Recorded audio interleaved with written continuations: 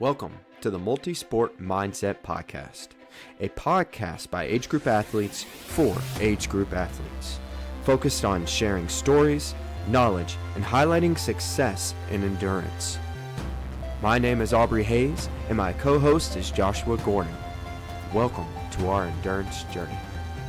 Welcome to the Multi-Sport Mindset Podcast, where we deep dive into the world of endurance sports, training strategies, and the mindset that fuels peak performance. I am Aubrey Hayes, USAT Level 1 coach, age group athlete, and co-founder of Precise Multisport. I'm Joshua Gordon, coach and co-founder of Precise Multisport. So today we have a special podcast. We're going to do a recap of the Ironman 70.3 Galveston, where our coach here, Joshua Gordon, raced this past weekend and did an awesome job. And we'll kind of go over those results throughout this podcast. So the first thing that we're going to touch on is I want to know the history of you racing Galveston. So I know you've done it quite a few times. We did it together a couple years back. How many times have you raced Galveston before this year? That's a good question. I did it 3 times, the full race, and then I'll tell you about that. And then the last time I was there was a relay, which I did with my mom, who swam, I rode, and then my wife ran. And then this was like the fourth time that I was doing like the solo race. And yeah, I mean, every year has been interesting. Hmm. We can get into what happened this year, which I'm sure other people know about already. But I think every year I've improved, and if we had swam this year, I definitely would have improved again. Yeah, for sure. So I want to touch on a couple of your past results. So I know the year we raced, you did pretty good. If I can recall, you were in the 430s overall time or 440s. Is that right? I think I that was that the year you were there? I got what 427. I think Oh, is that? that was Yeah, that. okay. I think it was that year. Yeah.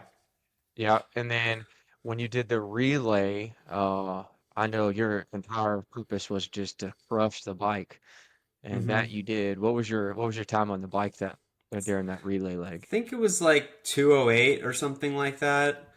The Yeah, weather that day was similar to the what we just had, but like a lot less windy. Like it was a crosswind, which makes it faster than the yeah, head tailwind combo, but the impact of that was a lot less that day because it was a lot less drastic. yeah, So, for sure. Man, so you've had some pretty epic times at Galveston. And then this year you've already kind of mentioned it, and we'll talk about the elephant in the room, which I kind of get mhm, tired of this. I think we yeah, talked about like jokingly, like what does America have against the swims, right? yeah. Like why do we keep canceling swims? Like, so my question to you on that is the swim being canceled. Do you feel that Ironman should have canceled this swim? And like was it necessary, and did it really affect like your mindset going into the race, that Hmm. becoming essentially a bike run? Yeah. So the first question is, I mean, I think, I don't know if it was the year you and I were there last year. Someone has died at this race in the last 5 years. We could Yeah. like look it up, and it was on the swim, right? And it's a more. I haven't dug into the data. I mean, I've tried to look at it. It's a morbid topic. I don't like to like spend my time looking into it, but like I think it was the right call for a few reasons. Like one, the race is typically attended by a lot of novices because it's like a flat and fast, generally considered easy course. Right. And the other thing is like if I could describe to you what the conditions were like, it was I couldn't see in the morning, like the water, right? But like in the afternoon or morning when we were running, and the wind, like there was waves. I mean, we could have swam in it. I would have been a few minutes slower, of course, but a lot of people would have been had pulled out. So it was probably the right decision because we don't want. I mean, we don't want people to not be able to bike and run or die or have Right. Right. Yeah. other issues, right? So yeah, fine. I mean, it is what it is. And so in terms of the mindset question, like it wasn't the first time that's actually happened to me. So long story short, the first 70.3 I ever trained for, I started this sport in like 2018, and I was like, oh, I'm gonna start training for Waco 70.3. It was the first time I was in Waco, Yeah. and I like taught myself to swim from nothing and blah blah blah, right? And I get there and it was like a similar thing. There was like storms, so like there's a lot of debris in the water, there's a lot of bacteria, and they like canceled the swim. And that was like gonna be my first triathlon ever actually. Yeah, And that's like tough. I was pissed back then. Like I was like about to walk out. And I didn't because I was like, I'm here, I train, whatever. And I kind of was reflecting on that a little bit, this last weekend because I was saying like, what if it was a triathlon and I hated swimming because I do not like swimming and I had a terrible time back in 2018? I could have just quit right after that race. You know what I mean? Yeah. So like the silver lining of that was that I kept going because I had to prove myself. And actually, Galveston 2019 was the first triathlon swim, bike, and run that I ever completed. Oh, So good. like, um, yeah, like I think it sucks, and then I'll tell you about how it changed my day. But um, you know, it is what it is. We can't control the weather, obviously, and safety first. And I mean, one thing I'll say about it is a lot of people walked out. Like it was crazy how many people were just like abandoning ship because they canceled the swim. It wasn't just that; it was like pouring rain and freezing. Like I've never felt cold air in the 5 times I've been to Galveston like I felt this weekend. I was cold. Can you imagine being cold in Galveston? Like I was Pretty wild. fuck. It was like I was like shaking. And Yeah. like that's me, and I don't really get cold. So anyway, a lot of people were really scared by the weather because beyond those two things, it wasn't just the rain. There was like a sustained 25-mile-an-hour wind from the north northwest. So I mean, that's a whole other thing I think we might have touched on in a previous podcast. Like, if you're not prepared to ride outside, if you're kind of a not confident bike handler, etc., like that's why people were like walking out, which I get, but I mean, yeah, it wasn't like Yeah. an ideal day for racing by any stretch. Yeah. And I hate that for everybody that was at Galveston. I hate that for you, especially if that was like your first 70.3 and the weather Mm-hmm. conditions are like that. And I hope that you guys buckled up and did the race and just stick Mm-hmm. to it really, like, because there's going to be more races. And what I really hate is I know there's a lot of people out there that just they sign up and this is the one race they're going to do and they're probably not going to race triathlon Mm-hmm. again or Ironman distance again, and that was their experience. I hate it, but it's weather. Like you're not gonna be able to control it. You gotta Mm-hmm. practice and show up for what is there on the day. And mentally, I know that's tough, and I wasn't in that position, but just saying like, okay, this is what the race is now. Now I have to focus on the task at hand, which is I got to bike and I got to run really hard. So that's Yeah. tough, man. I'm glad you stuck through it Mm-hmm. and it actually ended up being a pretty good day for you. And so that's what I want to get into is how did the Mm-hmm. day go? Give us a race recap, kind of Sure. where you started on the day and how you ended, and we'll touch on your times and all that as well. Okay. So I think the swim is actually neutral positive for my performance compared to others. I'm not like the best swimmer, obviously. Like I definitely don't come out of the water first ever. I mean, in one triathlon I did a few, but not at Galveston. But because the swim like weakens you, a little Yeah, bit, and I'm more of like a full distance person. Like the harder the conditions, actually, the better it is for me in like a 70.3 situation. So the swim being canceled, I don't know if it would have affected my placement overall, like up or down, but I think I might have done even a little bit better because like I wouldn't lose that much time to the people that I'd already be losing to.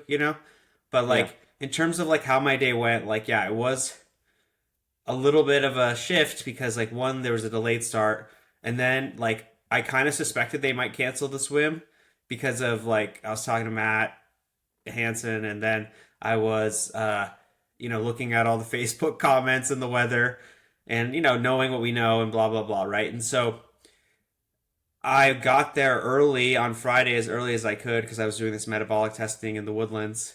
That's a whole other thing. But I got like a lower bib number because I knew in the time trial start, they set off the people with the low bib number first. So like I have a friend who was bib 1000 something, and he didn't even start until like I was halfway done with the bike. Oh Okay. gosh. So like the problem with that is it's all world athlete people. So you think, oh, these are competent people. Dude, I passed hundreds of people. I was like bib 235, like in the first like 5 miles, you know? Like Yeah. I'm blowing by almost everybody. But then like all the top guys were like bunching up at the front because most of them were like AWA, you know? And like I didn't get a ride behind anybody because like either the winner like came blowing by me at like 300 something watts. I had good power, but like I just, it was kind of like so windy.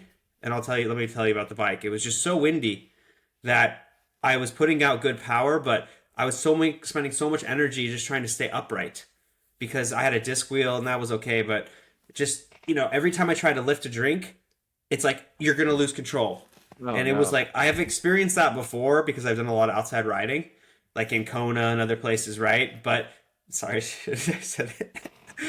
Yeah, like, uh, it was hard. It Yeah. was not just the power kind of course like it normally is, where you just like throw the watts and you go fast. There was a lot more fear. And anyway, so I raced pretty hard on the way out. Like I think I averaged like 276 watts or something. And then on the way back, the wind was a little bit more of a headwind, crosshead. And obviously I was getting fatigued. Not so much cardio or legs, but my upper body, like my shoulders still sore from just like supporting myself on the bike with all the wind, like maintaining the position. And a few guys in front of me, like around mile 50, went the wrong way. Like the cops were just like standing there, and like the way they had their car, Yeah. like they were like people like turned, and they went the wrong way. And I was like, they started yelling at me when I started going the wrong way for like a second, and then I figured out I wasn't going the right way, and then I heard tss, okay, because it had rained so much, there was water everywhere. I got a puncture right then, and I had like sealant spraying everywhere all over my front end, and I was just like, okay, just pray, pray, pray. And like because when you hear that, it isn't like an instant like it. There's a possibility that the sealant will work, and luckily it did work. And but the other thing is the last 3 miles, there's all these like speed bumps if you remember, like Yeah. by the Schlitterbahn Oh and all yeah. that stuff. Yeah. As you And come I back was like, in. Yeah. I don't want to like burp my tire, basically like pop the unseat the bead because if it's not a high PSI. Yeah. So I'm like riding the last like 3 miles like extremely carefully. Like I can't go around any of those sharp turns without I'm afraid my wheel's just gonna like fall out from under me. Yeah. So that was kind of how the bike went, and I was just glad I made it through. And then after all that in the end, and then got on the run and super windy. And yeah, I mean, I had a decent run. I thought I had a little bit better of a run in me, but I'm still preparing for Boston in 2 weeks. So like, I Okay. think I still have too much cumulative fatigue in my legs. I did like a hard run, like just like 10 days before. It was like So this hilly, yeah. yeah. Sorry. Go ahead. Finish that. Okay. Yeah. So anyway, I got on the run and like it took like 5 miles for my legs to feel like activated. Okay. So like I was running decently well, but it just felt not good. And it's very similar to how I felt in Arizona, which was also kind of a cold day. Like I remember that in Arizona was my last one of my last races, and it was like the first 5 miles I was like in pain, and they were like the slowest 5 miles. Yeah. So eventually I felt better, and this is why I do Yeah. full Ironman, not 70.3. And And like yeah, I held it together. I think my question is like if coming out off the bike into, all right, I guess we would call this T2, but T1 eventually, essentially. Uh, Yeah.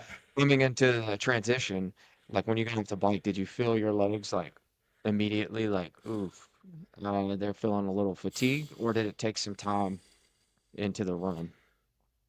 I mean they felt worse at the start of the run, which is kind of similar, which is normal for like a brick. Yeah, yeah, Um, the other thing is, I mean, they felt bad and they got better. That's what I can say about that. The other thing is, I went to this guy in the Woodlands. His name is Free Speed Lab. That's not his name, but that's the name of his company. And I got a brand new bike fit 2 days before the race. Okay, Oh no, yeah, and it wasn't like an extremely different bike fit. It was like moving a few centimeters. And anyway, like he had a virtual wind tunnel. We later went to Velodrome after the race. I did that too, but we like reduced my CDA in his virtual wind tunnel by like 0.1, 0.01. So I was like, all right, I'm just gonna ride this new position, and like, I didn't know how that was gonna feel on my legs, and it was all right. I mean, I'm not sure if my legs would have felt any better if I had kept my old position. yeah. Um, I mean, I held 271 watts for 2 hours and 15 minutes on a really windy day, which is my best. It's not my best. It's around. I did a similar in Pukan on a different bike in a different position, so it was around what I thought I was capable of. I would have Right. obviously liked to push like 10 more watts. That was kind of my goal, like 280.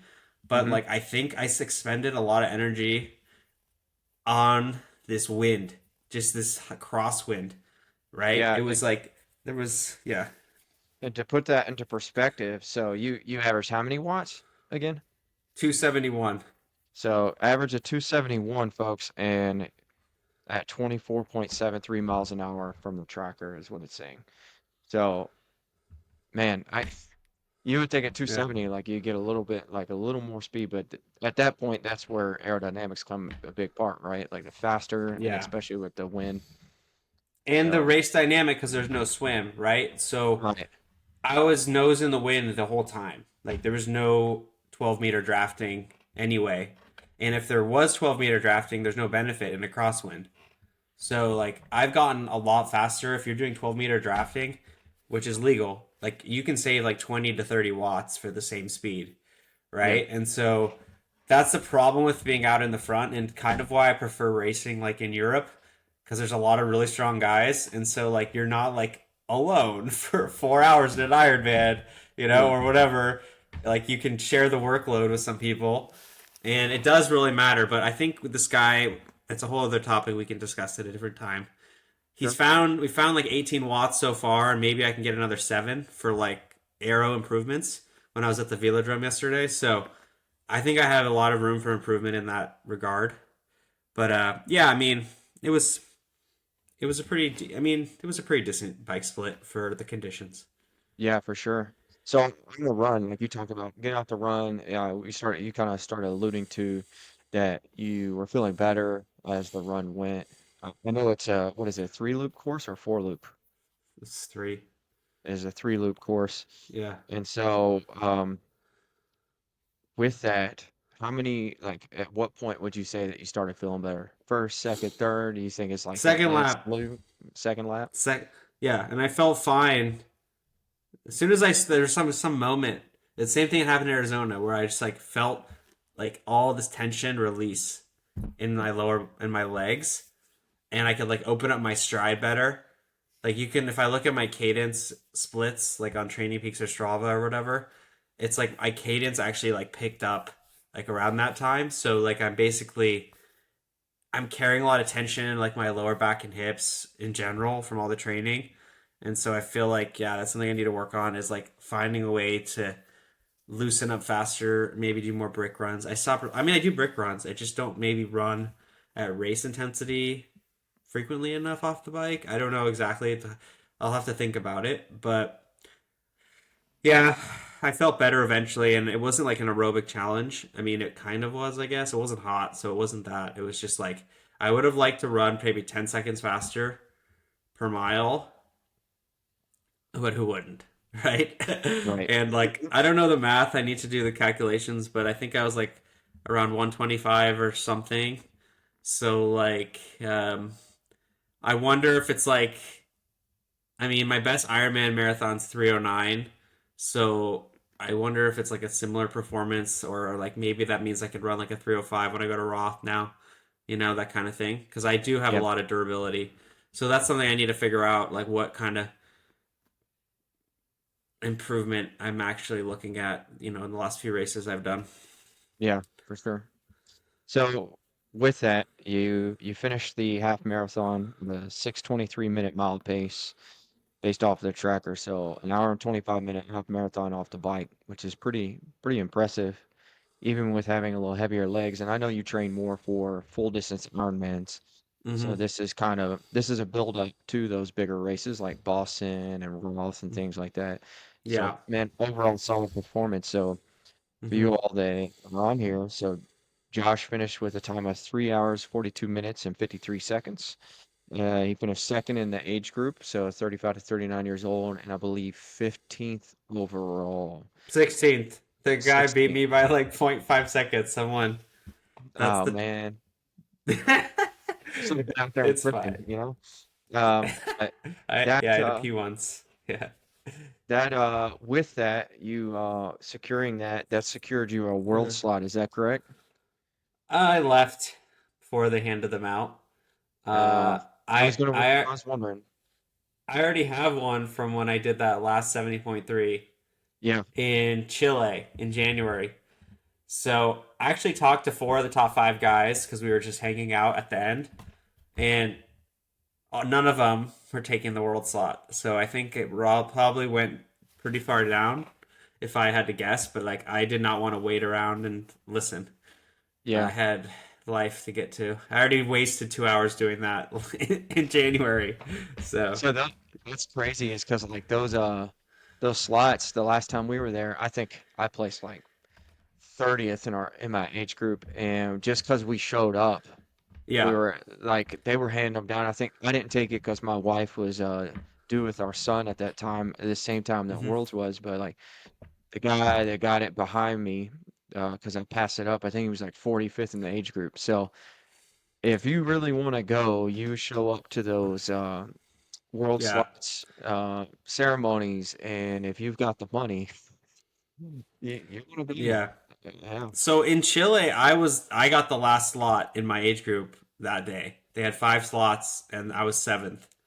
Mm, So like I think it really just depends on the audience. Those guys could already have their slots, yeah, true. right? Like it. I mean, it's there. One of the guys is trying to go Kona or bust. He told me, and so he's probably preparing to race an Ironman on like the same or after the weekend of Nice because everybody is gonna be gone. Like I'm not gonna be Yeah, at that race competing against him because I'll be at the World Championship. So I think people are shifting their mindset to try to qualify for Kona in 2026 for the mm, men's. That's the sense I got from talking to these guys. yeah, So it's interesting. yeah. That's pretty interesting. So with that, I want to touch on like how you fueled for this race. So Mm.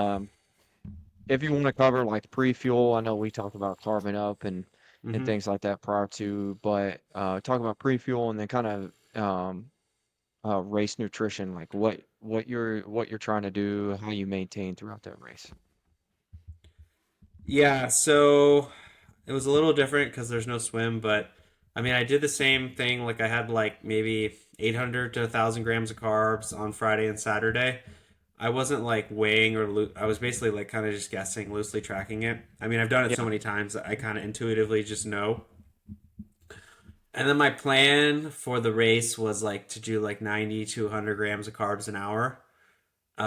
Because that's, yeah, like I don't think I needed more from some of the recent training I've done. Like, yeah, and typically when there's a higher intensity, like 70.3, your GI can't absorb more than that. Like, if you're operating at a high percent of your threshold. Like, in an Ironman, I try to take more than that because it's a longer day, right? So, 90 to 100 grams an hour, and that was all going to be liquid on the bike and then gels on the run. But in the first 5 minutes, I lost one of my three bottles on the bike, like in the beginning for those in those speed bumps. bumps. Yeah, Yeah, and I'm like trying to aggressively pass all these people going like 20 mile. Like okay, they must have been going like 18 miles an hour, and I was trying to go like 25. So it felt yeah, like they were just like in my way at the start of this time trial start, and I was just like, mm. So then I just moved one of my bottles up. So I only had two bottles. Then I only had 200 grams of carbs, and so that's enough. Like I had 200 grams, and I was like going to ride low 2 hours, right, 2:15. But it was actually quite difficult to drink because of the wind. Okay, Yeah, I remember. Yeah, like you saying that earlier. Yeah. yeah, and so like I drank one of my bottles, and then like as I was like getting down the course, because like it's like an hour and back, I was like, dude, I'm not drinking this fast enough because every time I have to like move, I'm getting blasted by the wind. It's dangerous. So I basically just started taking Morton gels from the aid station. Like I grabbed two at each aid station, and like I just like started eating. Basically, I think I had like five gels on the bike, so 5 times 30 grams. Are they 25 or 30 grams or something? I think And they're 30. then Yeah. yeah, and then like I was having caffeine and regular, and then I was drinking my drink. So I went through like a bottle and a half, so that's like 150 grams, maybe a bottle and a quarter because of the wind. And then I basically was just having gels for the rest of it. Hmm. So that's kind of how it went. And then I felt it was enough. Like, I mean, it had to be. And then Yeah. I didn't really need a lot to. And one of maybe I could have done better is I should have over concentrated one of my bottles like I do when it's Mm. cold. And I Yeah. was like, Yeah. dude, I'm not going to be cold in Galveston. Even if it says it's going to be cold, it's never cold. And I was wrong. And so, like, normally in a cold race, I would put like more carbs per bottle because you're drinking less because you're not sweating as much, right? And I didn't Yeah. do that this time. So that was a mistake. But I knew in the back of my head that I could just, now that they have Morton on course, which they didn't always used to have, right? Back a few years ago, they didn't have Morton. So there's no gels on the bike typically, right? So it was like Gatorade only. So I was fine. And then on the run, I just took like one gel every lap. Actually, that's it. So it was like I only took must have only taken 90 grams of carbs for the run total, Yeah. and that was it. So you feel like you had enough during the bike that they didn't need to really jam Yeah. much down on the run, or you just weren't feeling like out of it on the run. I mean, so the problem is, if there's a problem, it's cold. Okay, which I Yeah. don't mind, but you're not really drinking a lot of fluid. Like I only took like fluid like every other aid station. Like I didn't need anything, because it's already Yeah. been hot in Texas and then it got cold again. So like I didn't. It'd be difficult to if you're taking like 60 grams an hour. Like you don't need a lot of water. Your body can just like process and digest that amount of carbohydrates without taking in fluid and with risking GI distress. Okay. If you're taking in like over 90 grams or whatever, or even around that, it becomes like more likely you're gonna have a stomach cramp if you don't have enough water along with it. So like I did not want to risk it because I was not like chugging water at each aid station. Oh, okay. That So makes like that sense. was kind of how I adjusted my plan on the fly. Like I mean, in training for that ultra, I did two full marathons without a single calorie. So I had confidence in my ability to run a Sure. round race pace without anything. It's only a Yeah. half Ironman. That's what I was thinking. So I was like, hey, I'll just do it. This is not the normal mindset of an everyday athlete. I That's mean, awesome. my 70.3 mindset is I don't care. Like I'm trying to get faster, so maybe I should have cared. But I was like, it doesn't matter. Like it It's like doesn't a matter. building. Just It's a building yeah, block for you, essentially. yeah, Like yeah. It go is. out, see where you're at on Yeah, your preparation for Ironman, which makes sense. So yeah, you've raced this race. We mentioned it like 4 times now. So what kind of advice would you give to anybody that wants to race Galveston next year or in the near yeah, future? Yeah. yeah, yeah. I'd say do it. Like it's a. I would say even the wind is a guarantee, as you know from doing it yourself, right? If it's Right. not a crosswind, it's a headwind and a tailwind. Yeah. And a few years ago, the year before you, two maybe it got canceled before in the middle of the race. One of the years I was there, so everyone who was like 10 minutes behind me, they got kicked off the course because there was like some crazy weather event. So they canceled it in the middle of the run. Okay, and people were like taking shelter under other people's houses. So my advice is expect there to be bad weather. Like I was disappointed to see all these people leaving, but it's like if you know anything about this Galveston thing, it's like the weather is going to be bad. There's a high chance of bad things happening.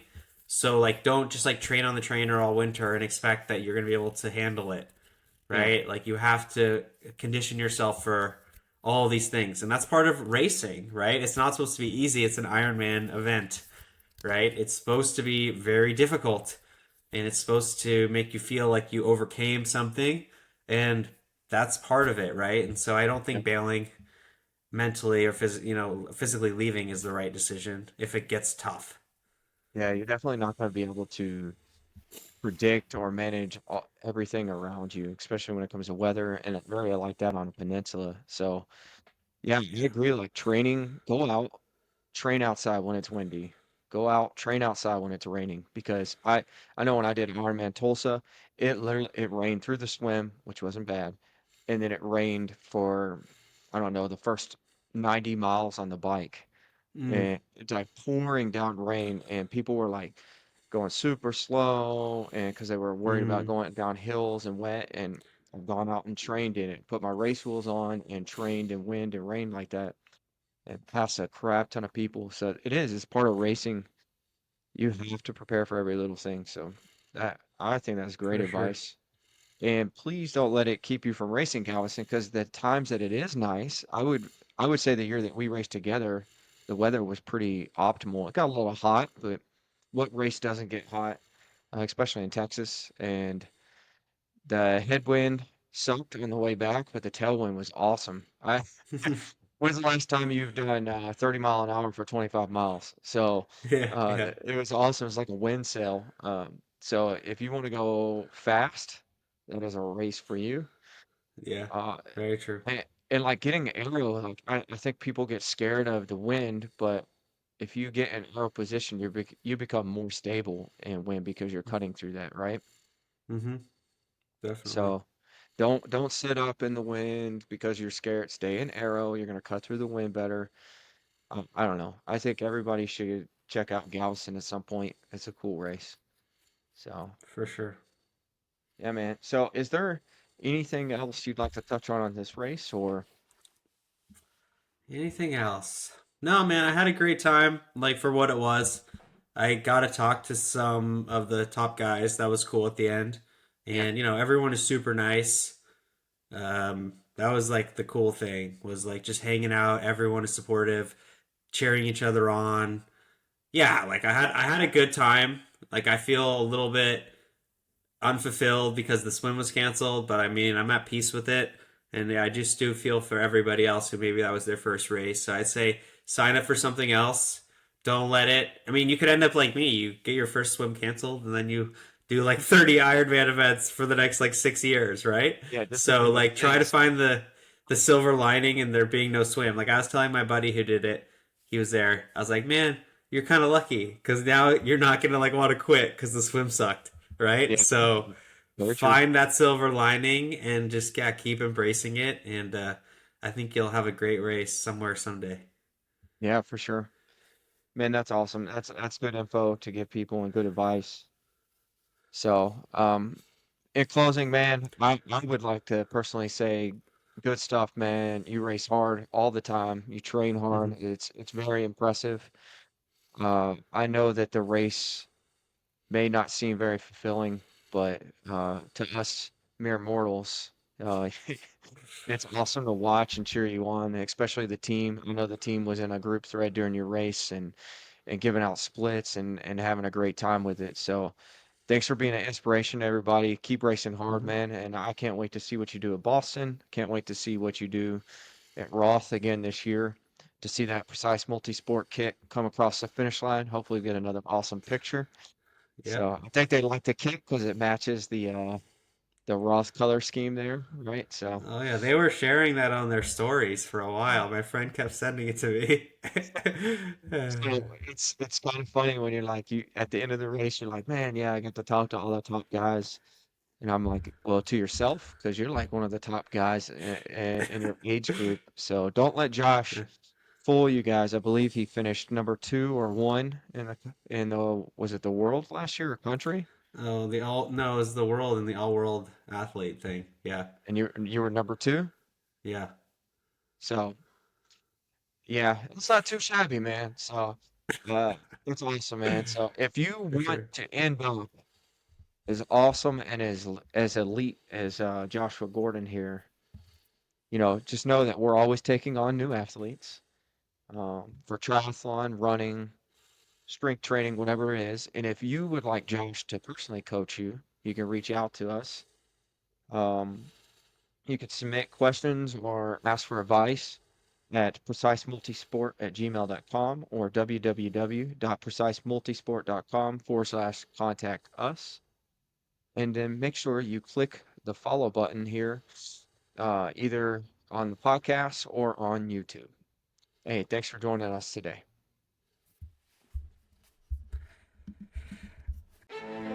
Thank you all for joining the Multisport Mindset Podcast. Click that follow button and join us every Wednesday for a new episode.